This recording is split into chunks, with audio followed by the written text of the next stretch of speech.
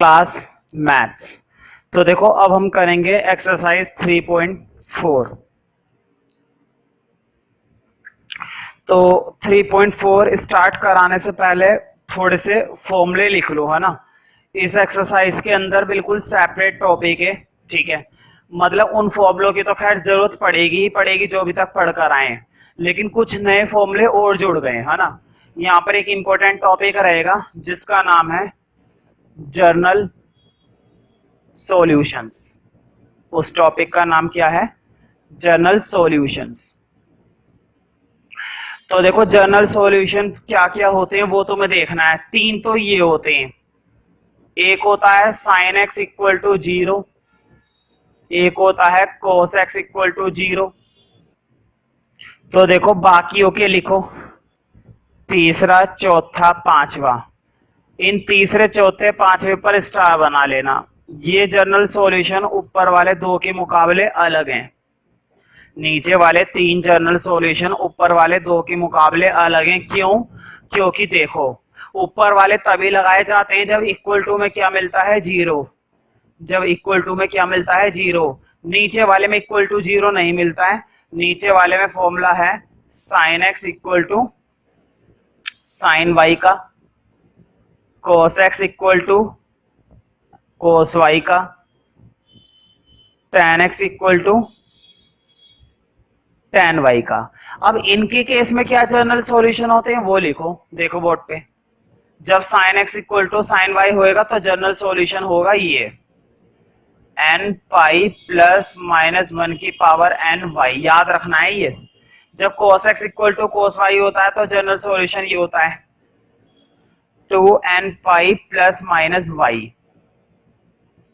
और जब tan x equal to tan y होता है तो ये होता है n पाई प्लस वाई, ठीक है। तो देखो ये तीन जनरल सॉल्यूशन होते हैं, लेकिन ये वाले तीन तुम्हें कब लगाने होते हैं? जब sin x equal to sine Y, cos x equal to cos Y और tan x equal to tan Y. ये कब लगाने होते हैं? जब स्पेशली sin x और cos x किसके बराबर होता है? 0 के बराबर होता है, तब तुम्हें ये लगाने होते हैं, ठीक है। तो ये 5 जनरल सॉल्यूशन है और ये 5 ही फॉर्मूले हैं बस।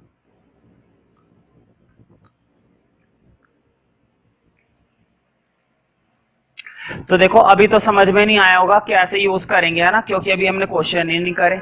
अब करेंगे क्वेश्चन। तो देखते हैं फर्स्ट क्वेश्चन अब हमारा एक्सरसाइज 3.1 के लिए फर्स्ट क्वेश्चन। तो देखो फर्स्ट क्वेश्चन एक बार मैं रीड आउट कर देता हूं। Find the principal and general solution of the equation. तो देखो तुम सोच रहे होंगे मैंने फॉर्मूले तो केवल जर्नल सॉल्यूशन लिख के लिखवाए हैं, और क्वेश्चन में हमसे क्या पूछा गया है? प्रिंसिपल भी पूछा गया है। तो ध्यान रखना प्रिंसिपल और जर्नल दोनों पूछता है। प्रिंसिपल और जर्नल दोनों पूछेगा, ठीक है। कोई बात नहीं, प्रिंसिपल का कोई फॉर्मूला नहीं है। प्रिंसिपल का कोई फॉर्मूला नहीं है। प्रिंसिपल तो डायरेक्ट निकालते हैं। सिर्फ तुम्हें क्या याद होनी चाहिए? टेबल। और टेबल तुम्हें याद होगी बहुत अच्छे से, ठीक है। तो देखो फर्स्ट पार्ट की इक्वेशन दे रखी है tan x equal to √3। tan x equal to क्या दे रखा है? √3 दे रखा है। बस मुझे ये बताओ कि tan में √3 कितने पर बनता है? एक बात ध्यान रखो, पहले बोर्ड पे देखो। तुम्हें ये मालूम है ना हर वैल्यू दो जगह पॉजिटिव बनती है और दो जगह नेगेटिव बनती है। तुम सोच रहे होंगे कैसे? देखो ऐसे, अगर मैं तुमसे पूछूं साइन थीटा क्वाड्रेंट में कहां कहां पर पॉजिटिव होता है, तो तुम्हें मालूम है ना फर्स्ट पर पॉजिटिव होता है ना। क्यों? क्योंकि फर्स्ट पर सारी रेशियो पॉजिटिव होती है। और कहां पॉजिटिव होता है साइन थीटा? सेकंड क्वाड्रेंट में, याद है ना। फर्स्ट क्वाड्रेंट में, सेकंड क्वाड्रेंट में, दो जगह आ गया ना। अब मैं तुमसे पूछता हूं साइन थीटा नेगेटिव कहां होता है? भाई फर्स्ट में पॉजिटिव होता है, सेकंड में पॉजिटिव होता है। नेगेटिव कहां होता है? थर्ड में नेगेटिव होता है, फोर्थ में नेगेटिव होता है ना। कोई सी भी ट्रिग्नोमेट्री की वैल्यू चाहे वो प्लस की हो चाहे वो माइनस की हो, चाहे वो वैल्यू प्लस की हो चाहे वो माइनस की हो, दो दो जगह होगी, ठीक है। एक और पूछता हूं, चलो ये देखो tan x। अगर मैं तुमसे कह रहा हूं tan x बताओ पॉजिटिव कहां कहां पर होता है, फिर से देखो बोर्ड पे। फर्स्ट क्वाड्रेंट पर तो सारे पॉजिटिव होते हैं, तो tan भी क्या होता है, पॉजिटिव होता है। एक तो पता चल गया पॉजिटिव tan यहाँ पर होता है फर्स्ट पर। और कहाँ पॉजिटिव होता है, और पॉजिटिव होता है थर्ड पर। याद करो आफ्टर स्कूल टू कॉलेज, है ना, थर्ड क्वाड्रेंट में भी tan क्या होता है, पॉजिटिव होता है। अब तुमसे मैं पूछूंगा tan का नेगेटिव बताओ, नेगेटिव कहाँ पर होता है, तो नेगेटिव भी दो जगह होता है। तो ध्यान रखना नेगेटिव इधर होता है सेकंड क्वाड्रेंट में और फोर्थ में होता है। कहने का मतलब ये हुआ चाहे tan की वैल्यू नेगेटिव हो चाहे tan की वैल्यू पॉजिटिव हो, दो जगह बनेगी, वो दो जगह जरूर बनेगी। ठीक है, अब कैसे बनानी है वो हमें देखना है। देखो मुझे बताओ tan की वैल्यू पॉजिटिव दे रखी है नेगेटिव दे रखी है, पहले तो मुझे ये देख कर बताओ, ये जो tan x की वैल्यू हमें √3 दी गई है, क्या ये वैल्यू पॉजिटिव है या नेगेटिव है, ये वैल्यू तो वही पॉजिटिव है। और बताओ पॉजिटिव है तो कहां कहां पर बनेगी, एक तो फर्स्ट पर बनेगी क्योंकि फर्स्ट पर क्या होते हैं, सारे के सारे पॉजिटिव होते हैं। और कहां बनेगी, और बनेगी थर्ड क्वाड्रेंट पर। बात समझ में आ गई ना। हमेशा ध्यान रखना जब भी क्वेश्चन हमसे बोलेगा ना प्रिंसिपल सॉल्यूशन निकालो, तो प्रिंसिपल सॉल्यूशन दो निकलेंगे, पॉजिटिव के भी दो निकलते हैं, नेगेटिव के भी दो निकलते हैं। और कैसे निकलते हैं मैंने अभी ये भी बताया है। देखो tan की वैल्यू क्या थी, पॉजिटिव थी, तो तुमने कहां पर देखा, एक तो यहां पर देखा और एक यहां पर देखा। जो दो सॉल्यूशन हम निकालने वाले हैं ना, जो दो प्रिंसिपल सॉल्यूशन हम निकालने वाले हैं, वो दो प्रिंसिपल सॉल्यूशन में से एक तो बनेगा यहाँ पर और एक बनेगा यहाँ पर। मैं जर्नल की बात नहीं कर रहा अभी। देखो जर्नल के लिए तो मैंने फॉर्मूले लिखवाए हैं, जर्नल के लिए तो मैं कुछ नहीं करना, जर्नल के लिए तो बहुत आसान काम है, फॉर्मूला लगा देना। असली काम पता है किसके लिए करना होता है, प्रिंसिपल के लिए। तो मैं पहले प्रिंसिपल सॉल्यूशन निकालना पड़ेगा, बाद में तो जर्नल यूं ही निकल जाता है, प्रिंसिपल अगर सही निकल गया तो। असली काम पता है क्या है सीखने का, प्रिंसिपल सॉल्यूशन, ना कि जर्नल। जर्नल के लिए तो फॉर्मूले थे, वो जो भी लिखवाए थे 5 फॉर्मूले, वो लगाएंगे यूं ही निकल जाएगा। ठीक है, प्रिंसिपल सीखना। देखो कैसे, मुझे बता बोर्ड पे देखो, tan की एक प्रिंसिपल वैल्यू कहां पर बन रही है, फर्स्ट पर, है ना। अब मुझे देखकर बताओ कि tan x में, चलो मैं तुमसे डायरेक्टली पूछता हूं, प्रिंसिपल सॉल्यूशन के लिए अगर मैं पूछूं, बताओ tan x में √3 कितने पर बनता है, tan x में √3 बनता कितने पर है। तो तुम्हें याद होगा डिग्री के हिसाब से कि tan में √3 बनता है 60 पर, लेकिन 60 मत बोलो अब 60 मत बोलो, 60 की जगह क्या बोलोगे, π/3। अब सही है ना, कितने पर बनता है, π/3 पर। मुझे बताओ बोर्ड पे देखो, तुमसे मैंने पूछा कि tan में √3 कितने पर बनता है, तुमने बता दिया π/3 पर बनता है। ये पहला प्रिंसिपल सॉल्यूशन आ गया π/3। मैंने बताया था पॉजिटिव हो तब भी दो बनेंगे, नेगेटिव हो तब भी दो बनेंगे। पॉजिटिव में तुमने पहला तो लेकर आ गए, अभी एक और निकालना है। हाँ अगले में दिक्कत होती है, पहला तो हर बच्चा निकाल लेता है। पहला सॉल्यूशन पता है क्यों निकाल लेता है हर बच्चा, वो इसलिए निकाल लेता है क्योंकि पहला सॉल्यूशन अगर फर्स्ट क्वाड्रेंट में आ रहा है तो फर्स्ट क्वाड्रेंट की टेबल तो तुम्हें याद है। मुद्दे की बात है कि अगला सॉल्यूशन, अगली पॉजिटिव वैल्यू मुझे बताओ बोर्ड पे देखो, पहली पॉजिटिव वैल्यू तुमने बताई यहां पर बनेगी, क्या tan की दूसरी पॉजिटिव वैल्यू यहां पर बनेगी या यहां पर बनेगी, यहां पर बनेगी ना। बताओ यहां पर ही तो बनेगी, इतनी बात तो समझ में आ रही है। एक पॉजिटिव वैल्यू यहां पर बन रही है तो दूसरी पॉजिटिव वैल्यू कहां पर बन रही है, यहां पर बन रही है। अब देखो यहां का मतलब क्या है, मुझे बताओ यहां से लेकर यहां तक कितना था, 180 था ना। क्या मैं इसको 180 बोलूं या पाई बोलूं, बताओ। अगर मैं तुमसे कह रहा हूं कि यहां से लेकर यहां तक का एंगल कितना था, 180 था, है ना। अब मैं इसको 180 बोलूं या पाई बोलूं, पाई बोलेंगे ना। अब मुझे बताओ तुम्हें क्या इसमें वैल्यू ढूंढनी है, बताओ बोर्ड पे देखो, क्या इसके अंदर वैल्यू ढूंढनी है tan की, नहीं। अगर तुमने वैल्यू इसके अंदर ढूंढी ना तो वो वैल्यू पॉजिटिव नहीं मिलने वाली। ध्यान से सुनो मेरी बात को, एक पॉजिटिव वैल्यू तुमने यहां पर निकाल ली, दूसरी पॉजिटिव वैल्यू तुम्हें कहां पर निकालनी है, यहां पर निकालनी है। और अगर यहां पर निकालनी है तो मुझे बताओ पाई के अंदर तुम कुछ प्लस करना पसंद करोगे कि आगे बढ़ जाओ, या फिर कुछ माइनस करना पसंद करोगे कि पीछे रह जाओ? तुम्हें याद होगा, याद करो 180 वाला फॉर्मूला। मैंने तुम्हें बताया था जब हम माइनस करते हैं तो हम इसी क्वाड्रेंट के अंदर रह जाएंगे, माइनस करने पर क्वाड्रेंट नहीं बदलता, लेकिन हमें 180 से बाहर आना है। बोर्ड पे देखो, यहां तक क्या था, 180 था, तुम्हें 180 से आगे बढ़ना है, और अगर 180 से आगे बढ़ना है तो कुछ प्लस करने की जरूरत है ना। क्यों? क्योंकि देखो 180 में तुमने कुछ भी ऐड करा, कौन से क्वाड्रेंट में घुस गए तुम? थर्ड क्वाड्रेंट में घुस गए, और तुम्हें वैल्यू भी कौन से क्वाड्रेंट में चाहिए?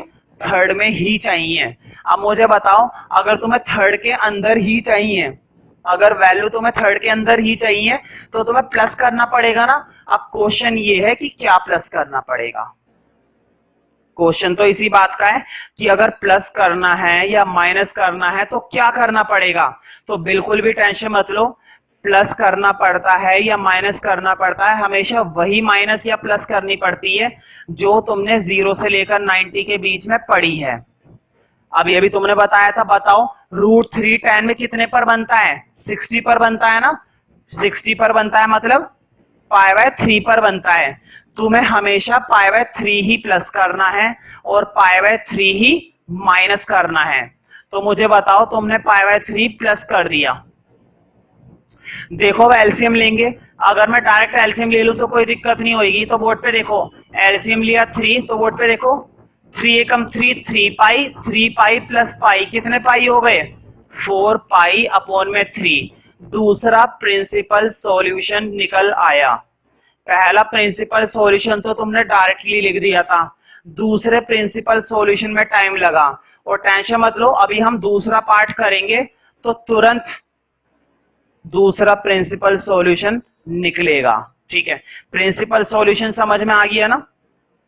देखो प्रिंसिपल सॉल्यूशन समझने का ही खेल है। मैं सारी चीजें एक बार फिर से रिपीट करूंगा, दोबारा से समझना ध्यान से बिल्कुल। देखो टेंशन मत लो, अभी तो हमारे पास बहुत सारे पार्ट्स हैं। तीसरे चौथे पार्ट्स में दावा करता हूं मैं, तीसरे चौथे पार्ट्स में तुम खुद बनाओगे प्रिंसिपल सॉल्यूशन। देखो कैसे। देखो पहले वाला तो समझ में आ गया होगा, tan में √3 0 से लेकर 90 पर कहां पर बनता था? 60 पर। तो पहले वाला प्रिंसिपल सॉल्यूशन तो हर बच्चे को आ जाता है आराम से, क्योंकि वो टेबल हमने 10th क्लास से याद कर रखी है। ठीक है, कि √3 tan में कितने पर बनता है? 60 पर, और 60 का मतलब π/3। दूसरा प्रिंसिपल सॉल्यूशन देखना था, बोर्ड पे देखो। पहला प्रिंसिपल सॉल्यूशन तो तुमने यहाँ के मुकाबले लिख दिया, दूसरा प्रिंसिपल सॉल्यूशन यहाँ पर बनेगा ना। और यहां पर बनने का मतलब क्या है मुझे बताओ? यहां पर बनने का मतलब है थर्ड क्वाड्रेंट। तो बोर्ड पे देखो, यहां तक कितना था? 180 पाई।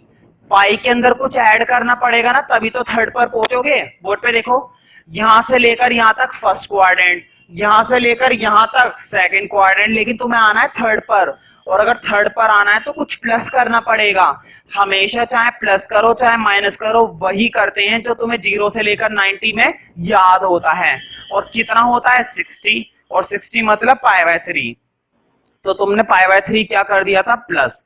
तो देखो प्रिंसिपल सॉल्यूशन तो झट से निकल आता है। प्रिंसिपल सॉल्यूशन सीखने में कोई बड़ी बात नहीं है, दोनों सॉल्यूशन यूं ही आ जाते हैं। अब देखो जनरल सॉल्यूशन भी कुछ नहीं है, मुझे बस इतना बता दो जनरल सॉल्यूशन का tan x वाला फॉर्मूला क्या था। मैंने तुम्हें 5 जनरल सॉल्यूशन लिखवाए है ना। एक जनरल सॉल्यूशन ये लिखवाया था ना, tan x = tan y का।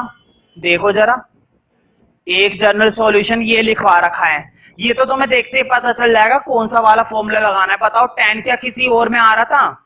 उन 5 जनरल सॉल्यूशन के अलावा किसी और के अंदर tan आ रहा था? नहीं, है ना, एक ही दे रखा होगा tan का। तो देखो tan का ये लिखा हुआ general solution n pi plus y, है ना, यही तो लिखा हुआ है। तुम्हें कुछ नहीं करना होता, बस ये जो y की वैल्यू होती है ना, ये y की वैल्यू तुम्हें या तो ये पुट करनी होती है या फिर ये पुट करनी होती है। दोनों के अंदर से कोई सा भी प्रिंसिपल सॉल्यूशन पुट कर दिया करो। मुझे बताओ, तुमने दो प्रिंसिपल सॉल्यूशन निकाल रखे हैं ना, एक तो निकाल रखा है π/3 और एक निकाल रखा है 4 π/3। दोनों में से कोई सा भी प्रिंसिपल सॉल्यूशन पुट कर दिया करो। दोनों में से कोई सा भी प्रिंसिपल सॉल्यूशन पुट कर दिया करो। तो देखो पुट करने पर π/3 डालो, हमेशा ना पहला वाला डाल देते हैं और डालते के साथ ही छोड़ दो, क्वेश्चन खत्म। मैंने पहले कहा था जनरल सॉल्यूशन में कुछ भी नहीं सीखना, सीखने का काम कहां पर करना है, यहां पर प्रिंसिपल सॉल्यूशन में। देखो मैंने तुम्हें प्रिंसिपल में टाइम लगवाया, जर्नल में क्या बताया, जर्नल में मैंने वहां से फॉर्मूला लिखवाया, y की वैल्यू डलवा दी बस, और y की वैल्यू डालते ही छोड़ दो। तुम पूछोगे भैया ये वाली वैल्यू नहीं डालनी, नहीं, जनरल सॉल्यूशन एक ही बनाया करो बस, जनरल सॉल्यूशन एक ही बनाया करो, चाहे इसके हिसाब से चाहे इस वाले के हिसाब से, किसी एक के हिसाब से बना दिया करो। तुम्हारी एनसीईआरटी में ज्यादातर पहली वैल्यू के हिसाब से बनाया जाता है, इसलिए मैंने भी पहली वैल्यू के हिसाब से बनाया है। देखो अभी जो मैंने प्रिंसिपल सॉल्यूशन तुम्हें सिखाया था 50% या 30% समझ में आया होगा, टेंशन मत लो। अब देखो दूसरे क्वेश्चन में थोड़ा सा और ज्यादा आएगा तुम्हें।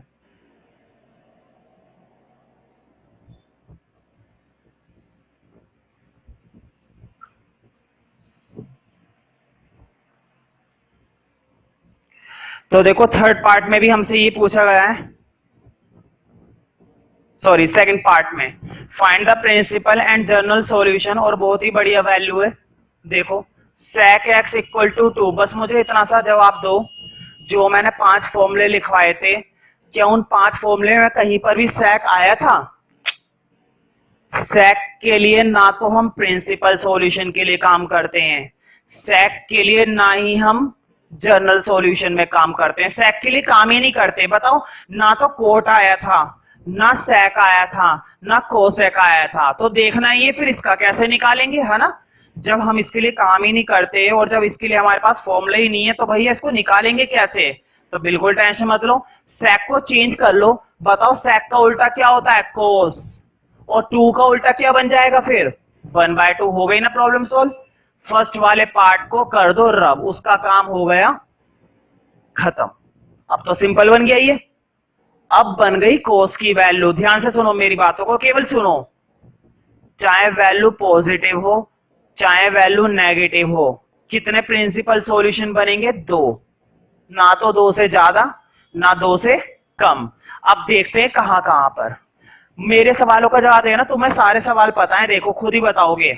मुझे बताओ कोस की ये पॉजिटिव वैल्यू दे रखी है या नेगेटिव वैल्यू दे रखी है, देखकर बताओ। ये जो 1/2 हमें दिया गया है कोस का, क्या ये पॉजिटिव है या फिर ये नेगेटिव है, पॉजिटिव है ना। मुझे बताओ कोस का पॉजिटिव यहां पर कहां कहां बनता है, मुझे बताओ। क्या फर्स्ट पर बनता है, बिल्कुल फर्स्ट पर तो सारे बनते हैं, साइन भी पॉजिटिव, कोस भी पॉजिटिव, टैन भी पॉजिटिव, सब फर्स्ट पर बनता है, ठीक है। दूसरी वैल्यू बताओ, दूसरी वैल्यू कहां पर पॉजिटिव बनती है कोस की, क्या यहां पर बनती है, नहीं, यहां पर तो साइन और कोसेक होते हैं। क्या यहां पर बनती है, नहीं, यहां पर तो टैन और कोट पॉजिटिव होते हैं। क्या यहां पर बनती है, बिल्कुल दूसरी वैल्यू बनती है यहां पर। हमें जो 2 वैल्यू फाइंड आउट करनी है वो हमें पता चल गया कहां पर करनी है। अब लिखो प्रिंसिपल सॉल्यूशन, देखो अब कैसे समझ में आएगा। मैं दावा करता हूं तुम्हें कम से कम इस वाले पार्ट में 80% समझ में आ जाएगा अब, और लास्ट वाले पार्ट में 100%, फिर तुम खुद करना शुरू कर दोगे। तो देखो सबसे पहली वैल्यू तो तुम्हें मालूम है, मैंने बताया था, वही बनती है जो टेबल में होती है।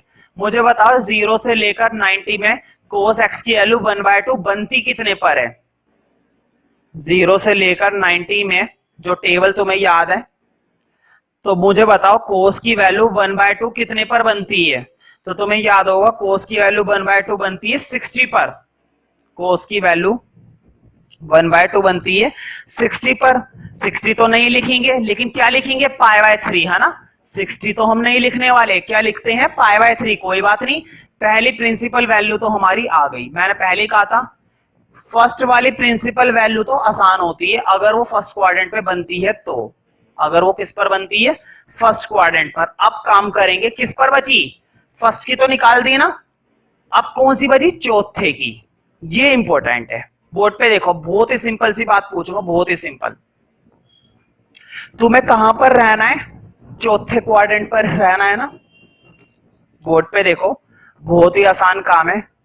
तुम कहोगे कि भैया ये तो बहुत ही आसान चीज निकली। देखो मुझे बताओ चौथे पर रहना है या नहीं रहना है, चौथे पर ही रहना है।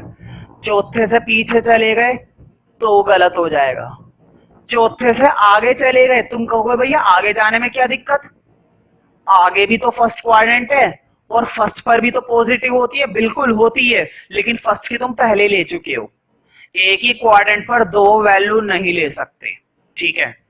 तो आगे नहीं जा सकते, ना ही पीछे जा सकते हो, पीछे इसलिए नहीं जा सकते, पीछे कोस क्या होता है, नेगेटिव, आगे कोस पॉजिटिव होता है, मैं मानता हूं, लेकिन आगे वाली वैल्यू तुम पहले ही ले चुके हो, ठीक है। रहना किस पर है, चौथे पर, सीधी बात है, जिस पर जो वैल्यू पॉजिटिव बनती है ना, तुम्हें उसी पर रहना है। अब मुझे बताओ, इसका मतलब तो होता है 90, यहां तक का मतलब होता है 180, यहां तक का मतलब होता है 270, यहां तक का मतलब क्या होता है 360। क्या मैं 360 बोलूं या 2 पाई बोलूं, 2 पाई बोलूंगा ना भाई, तुम्हें मालूम है ना 2 पाई का मतलब क्या होता है 360, और 360 का मतलब क्या होता है 2 पाई, ये बात तो तुम्हें समझ में आ रही होगी। चौथे क्वाड्रेंट का मतलब क्या होता है 2 पाई। अब मुझे बताओ, बोर्ड पे देखो, अगर मैंने 2 पाई में ऐड कर दिया ना, अगर मैंने गलती से भी 2 पाई में थोड़ा सा भी एंगल ऐड करा, चाहे 2 डिग्री का ही करा, चाहे मैंने एंगल 2 डिग्री का ही करा, वो एंगल बढ़ जाएगा आगे, इतना आगे बढ़ जाएगा, और आगे बढ़ते ही वो कौन से क्वाड्रेंट पर चला जाएगा, फर्स्ट पर।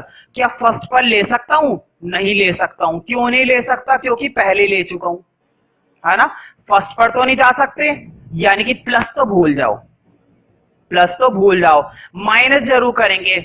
बताओ माइनस करने पर क्या इतना पीछे चले जाएंगे, इतना पीछे कभी नहीं जाते हैं। याद करो जब मैंने 180 वाले फॉर्मूले सिखाए थे, तो मैंने बताया था माइनस करने पर वही क्वाड्रेंट रहता है, बदलता नहीं है, चौथा है तो चौथा ही रहेगा, तीसरा नहीं होएगा, तीसरा है तो तीसरा ही रहेगा, दूसरा नहीं होएगा।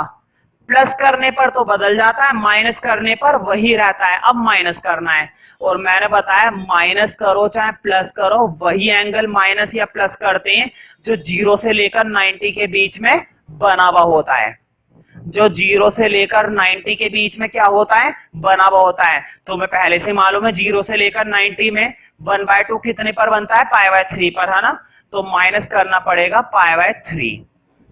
अब देखो कैसे माइनस करेंगे, एलसीएम लेना है, मैं डायरेक्ट ले रहा हूं, देखो 3 2 जा 6, 6 पाई माइनस पाई कितने बचेंगे, 5 पाई अपॉन में 3। अगला प्रिंसिपल सॉल्यूशन आ गया 5 पाई अपॉन में 3, क्वेश्चन हो गया खत्म। जर्नल पूछा है, बना देंगे जर्नल, जर्नल तो बड़ा आसान है, लिखो। मुझे बताओ जर्नल में कोस वाला फॉर्मूला लिखवाया था मैंने, तुम बोलोगे भैया कोस वाले तो आपने 2 लिखवाए, बिल्कुल देखो जो मैंने लिखवाए, एक तो मुझे मालूम है ये लिखवाया है मैंने, और एक लिखवाया है ये, है ना। तो अब तुम कंफ्यूज हो कौन सा बताएं, फॉर्मूला कौन सा बताएं, बिल्कुल ठीक। देखो क्या जीरो वाला बन सकता है, यहाँ पर जीरो तो नहीं बन सकता, जीरो वाला तो तभी लगाना जब क्वेश्चन में क्या मिलती है, जीरो। जीरो वाला तुम्हें तब लगाना होता है फॉर्मूला जब जीरो मिलती है। क्या जीरो मिली है, नहीं, जीरो वाला तो जीरो वाले में ही लगेगा। कौन सा लगेगा, ये वाला, है ना। इसका जनरल सॉल्यूशन बताओ फिलहाल होता क्या है, इसका जनरल सॉल्यूशन होता है 2n pi plus minus Y. तुम फिर से बोलोगे भैया y की वैल्यू डाल दे क्या, बिल्कुल, मैंने बताया था y की वैल्यू या तो पहले वाला सॉल्यूशन डाल दिया करो या y की वैल्यू दूसरा वाला सॉल्यूशन डाल दिया करो। ये मत सोचना कि भैया ये तो x की वैल्यू है आपने y की जगह क्यों डाल दी, ये मैथ्स के कैलकुलेशन नहीं है, ये ट्रिग्नोमेट्री का हिसाब है, ये प्रिंसिपल वैल्यू रिप्रेजेंट करता है, और ये x की वैल्यू नहीं है, ये प्रिंसिपल वैल्यू है, ठीक है। कभी तुम सोचो ये x की वैल्यू है, x की वैल्यू नहीं है, ये प्रिंसिपल वैल्यू है दोनों, और y का मतलब यहाँ पर प्रिंसिपल वैल्यू होता है, तो वो यहाँ पर लाकर डालो, और डालते के साथ ही अपना दिमाग बिल्कुल मत लगाओ, छोड़ दो, बस हो गया काम। जर्नल भी तैयार हो गया, प्रिंसिपल भी तैयार हो गया। अब तुम्हें थोड़ी सी ज्यादा बातें समझ में आई होंगी, कोई बात नहीं, अभी तो थर्ड क्वेश्चन बाकी है। देखो अभी कितनी सारी बातें तुम्हें और समझ में आने वाली हैं। तो पहले इसको रफ करते हैं, फिर थर्ड पार्ट करेंगे।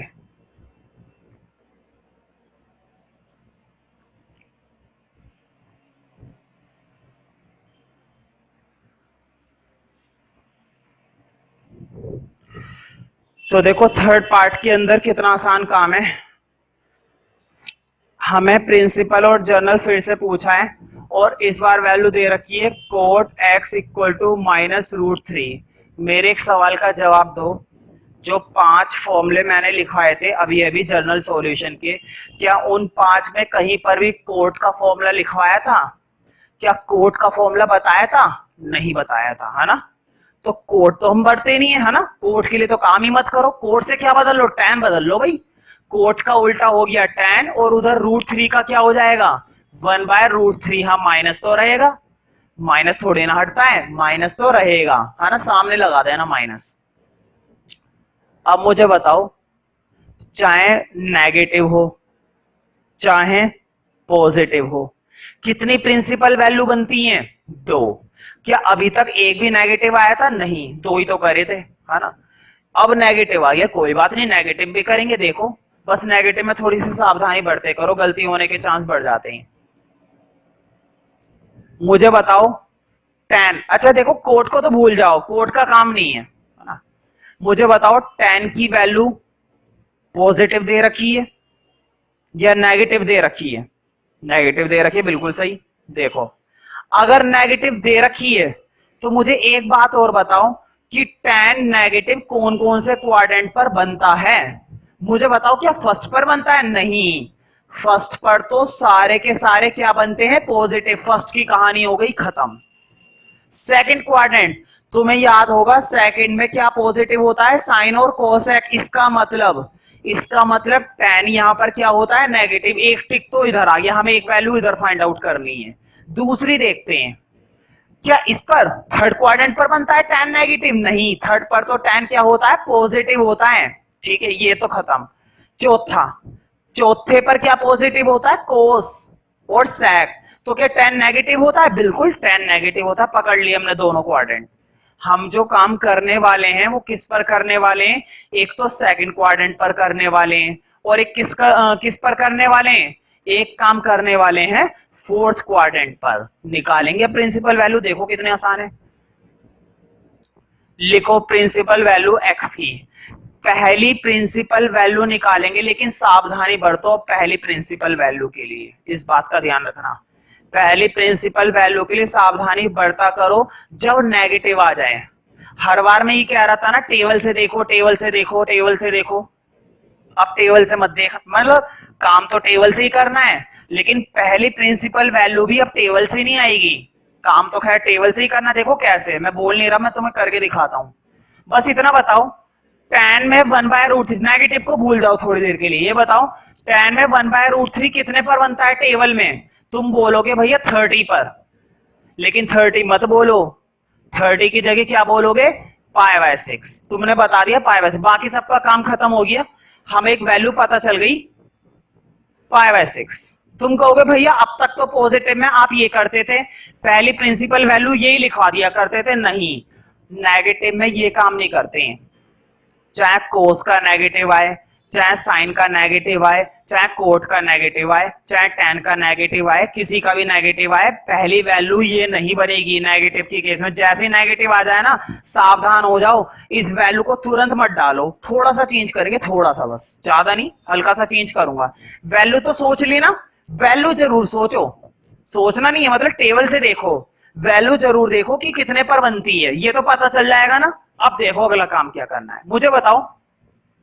पहली नेगेटिव वैल्यू यहां पर बन रही है, दूसरी नेगेटिव वैल्यू यहां पर बन रही है। पहले मैं किसके लिए काम करूं? इसके लिए करते हैं भाई, इसका नंबर पहले आ रहा है। देखो मुझे बताओ, ये तो होता है 90, क्या इसके लिए काम कर रहा हूं? इसके लिए काम तो कर ही नहीं रहे। ये होता है 180, क्या इसके लिए काम कर रहा हूं? बिल्कुल इसी के लिए तो काम कर रहे हैं। 180 का मतलब पाई, 180 का मतलब पाई। अब मुझे बताओ, कुछ प्लस कर दिया तो आगे बढ़ जाऊंगा ना। आगे बढ़ने का मतलब है मैं दूसरे से कितने पर चला गया? तीसरे पर चला गया। क्या तीसरे पर मेरी बात बनेगी? नहीं, गलती से भी उधर मत चले जाना। क्यों? क्योंकि यहां पर tan क्या होता है? पॉजिटिव, और तुम्हें पॉजिटिव के लिए काम नहीं करना, तुम्हें काम करना है नेगेटिव के लिए। तो बताओ, क्या मैं कुछ प्लस करूं? नहीं, प्लस तो भूल जाओ। और जब प्लस नहीं कर रहे हैं तो क्या करेंगे? माइनस करेंगे, है ना। तुम्हें मैंने बताया था माइनस कर देंगे। और क्या माइनस प्लस करते हैं? हमेशा वो जो 0 से 90 के बीच में बनता है। तुमने ये वैल्यू पहले ही सोच रखी है ना, ध्यान से सुनो। प्लस करो, हमेशा वो करेंगे जो 0 से 90 के बीच में बनता है।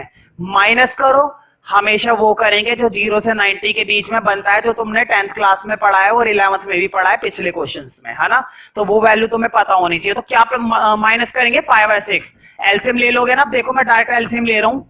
एलसीएम लिया 6, तो देखो 6 इंटू पाई 6, तो देखो मल्टीप्लाई करोगे 6 की पाई से करी 6 पाई माइनस पाई। 6 पाई में से पाई गए, कितने पाई बचेंगे?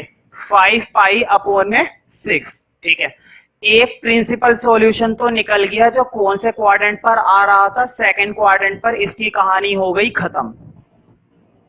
अब अगला सॉल्यूशन कहां पर? अब समझ में आ रही है ना बातें? देखो तीसरे ही पार्ट करा है, अभी ज्यादा नहीं करे। तीसरे पार्ट में तुम्हें समझ में आने लग गई बातें।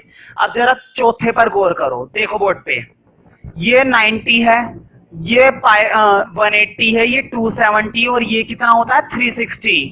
क्या मैं 360 बोलूं या 2 पाई बोलूं? 2 पाई बोलूंगा ना। अब देखो बोर्ड पे, अगर मैंने 2 पाई में कुछ ऐड कर दिया, ऐड करते कौन से पर चला जाऊंगा? आगे वाले पर। क्या फर्स्ट क्वाड्रेंट पर मेरी बात बनेगी? ऐड तो भूल जाओ, ऐड नहीं करना। क्या करना है फिर? ऐड नहीं करना, तो क्या करना है? माइनस करना है। और हमेशा हमेशा चाहे माइनस करो चाहे प्लस करो, वो करते हैं जो 0 से 90 के बीच में बनता है, और वो तुमने पहले ही सोच रखा है। क्या माइनस करेंगे? π/6। समझ में आ रही है ना? एलसीएम ले लो। देखो एलसीएम आएगा 6। अब मल्टीप्लाई देखो बोर्ड पे, 6 2 12। तो देखो 12 पाई में से पाई गए, कितने पाई बचे? 11 पाई अपॉन में 6, है ना। तो देखो प्रिंसिपल तो निकाल लिया, कितनी आसानी से हमने प्रिंसिपल सॉल्यूशन तो बना दिया। अब जर्नल बना देंगे। जब प्रिंसिपल बन गया तो जर्नल में तो फॉर्मूला लगाना पड़ता है। बस मुझे 10x वाला फॉर्मूला बता दो। देखो यही है ना, x equal to N pi plus Y, है ना। तो मैं मालूम है y की जगह में क्या डालता हूं? हमेशा वो प्रिंसिपल वैल्यू पहले वाली। देखो पहले वाली डालो चाहे दूसरे वाली डालो, सही होता है। पहले वाली इसलिए डालता हूं क्योंकि तुम्हारी एनसीईआरटी में सारे आंसर्स पहले वाली वैल्यू के हिसाब से दे रखे हैं जनरल सॉल्यूशन की। अब जरा इसमें नेक्स्ट पार्ट देखो।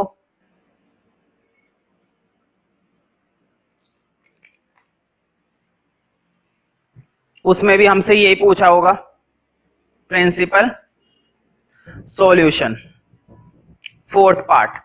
तो देखो जनरल सॉल्यूशन पूछा है, वो भी ना चालू होते हैं बुक वाले कई बार। जर्नल पूछते हैं डायरेक्ट, क्योंकि वो जानते हैं कि बच्चे जर्नल के लिए प्रिंसिपल तो पहले निकालेंगे, तो प्रिंसिपल क्यों पूछो, जर्नल पूछ लो डायरेक्ट तो कोई बात नहीं। तुम्हें मालूम है जर्नल से पहले तुम्हें प्रिंसिपल तो निकालना ही पड़ेगा। बिना प्रिंसिपल के तुम जर्नल बना ही नहीं सकते। तो चाहे क्वेश्चन बोले या ना बोले, तुम्हें पहले एक बार प्रिंसिपल निकालना पड़ता है। तो कोई बात नहीं, पहले वैल्यू लिखते हैं। तो देखो कोसेक x इक्वल टू -2। मुझे फॉर्मूले में देखकर बताओ, क्या एक भी फॉर्मूला मैंने तुम्हें कोसेक का लिखवाया है? नहीं, कोसेक का तो नहीं लिखवाया। तो क्यों ना इसको साइन में बदल लें। बताओ कोसेक का उल्टा होता है साइन, और 2 -2 का उल्टा क्या हो जाएगा? 1/2। माइनस आ गया आगे, है ना। माइनस मैंने कहा लगा दिया? आगे। मैंने बताया था जब भी वैल्यू नेगेटिव हो, जब भी वैल्यू पॉजिटिव हो, हमेशा 2 बनती हैं। बस मुझे इतना बताओ, साइन में नेगेटिव कहां कहां पर बनता है? साइन में नेगेटिव कहां कहां पर बनता है? बोर्ड पे देखो, क्या फर्स्ट पर बनता है? फर्स्ट पर तो सारे के सारे पॉजिटिव बनते हैं। क्या सेकंड पर साइन नेगेटिव बनता है? सेकंड पे तो साइन पॉजिटिव होता है। तो इन दो पर तो बनता नहीं है, तो किस पर बनेगा? इन दो पर, है ना। हमें काम करना है इन दो क्वाड्रेंट पर, इन दो क्वाड्रेंट पर काम करना है। अब देखो कैसे काम करेंगे। हाँ, प्रिंसिपल के लिए लिखो। मैंने बताया था जब भी वैल्यू नेगेटिव आए तो डायरेक्टली टेबल वाली वैल्यू मत लिखा करो। डायरेक्टली तुम्हें टेबल से प्रिंसिपल सॉल्यूशन नहीं मिलने वाला।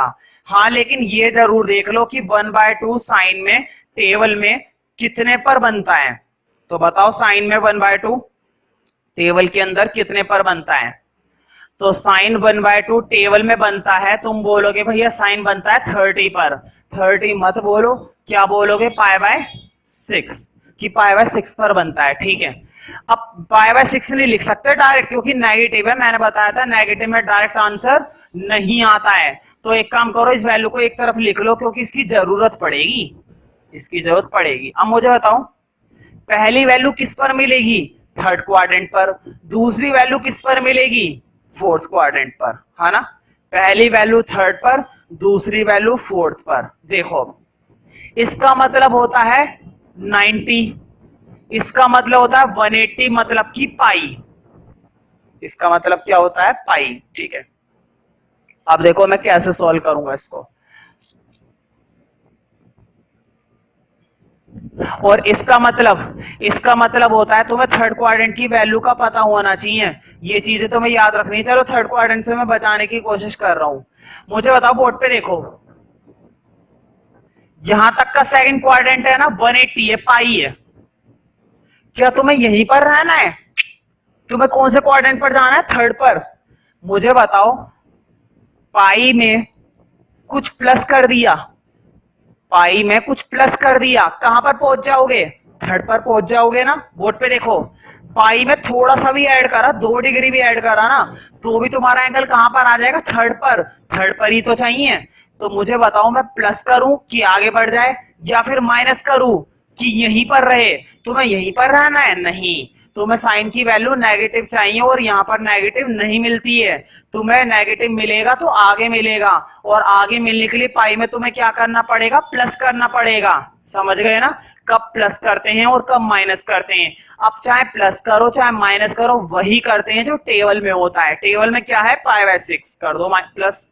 देखो वर्ड पे 6 इंटू पाई 6 पाई, और पाई ऐड करा, मैंने डायरेक्ट लिख दिया इस बार 7 π/6। अगली वैल्यू देखो भाई, फिर से देखो अगली वैल्यू। अब लास्ट क्वाड्रेंट है चौथा, चौथे का मतलब तो तुम्हें याद हो गया होगा 2 पाई होता है, चौथे क्वाड्रेंट का मतलब 2 पाई। बोर्ड पे देखो, अब तुमने 2 पाई में कुछ ऐड कर दिया ना, आगे बढ़ जाएगा, ऐड करते ही आगे बढ़ जाएगा। कौन से क्वाड्रेंट पर पहुंच जाओगे, फर्स्ट पर। क्या फर्स्ट पर जाना है, नहीं, इसी पर रहना है। प्लस तो नहीं करेंगे, कुछ माइनस करेंगे, और क्या माइनस करेंगे, हमेशा ये वाला। तो देखो माइनस कर देंगे, 6 2 12 -1 11 π/6। ठीक है, अब इसका जनरल सॉल्यूशन, तो जनरल सॉल्यूशन बताओ साइन एक्स का। तुम सोच रहे होंगे भैया जनरल सॉल्यूशन साइन एक्स के तो आपने 2 लिखवाए। मैं फिर से वही बोलूंगा, क्या जीरो वाला यहां पर इस्तेमाल कर सकते हो, जीरो वाला यहां पर इस्तेमाल हो सकता है क्या, नहीं हो सकता। तो यहां पर बताना दूसरा वाला, ये वाला n पाई प्लस -1 की पावर n वाई, ये होता है ना। तुम्हें यहां पर भी वही काम करना, y की जगह वो वैल्यू चुपचाप जाकर डाल दो और उसका काम हो गया खत्म। ये आ गई वैल्यू, समझ गए, वैल्यू डालते के साथ ही छोड़ दिया करो बस। तो बहुत ही आसान चीज है, इतना मुश्किल काम भी नहीं है जितना मुश्किल ये लग रहा है। इन क्वेश्चंस की प्रैक्टिस करोगे तो बहुत आसानी से तुम्हें समझ में आते जाएंगे ये क्वेश्चंस। अच्छा लगे तो लाइक करो, नहीं अच्छा लगे तो फिर भी लाइक कर दो भाई यार, एक लाइक करने में क्या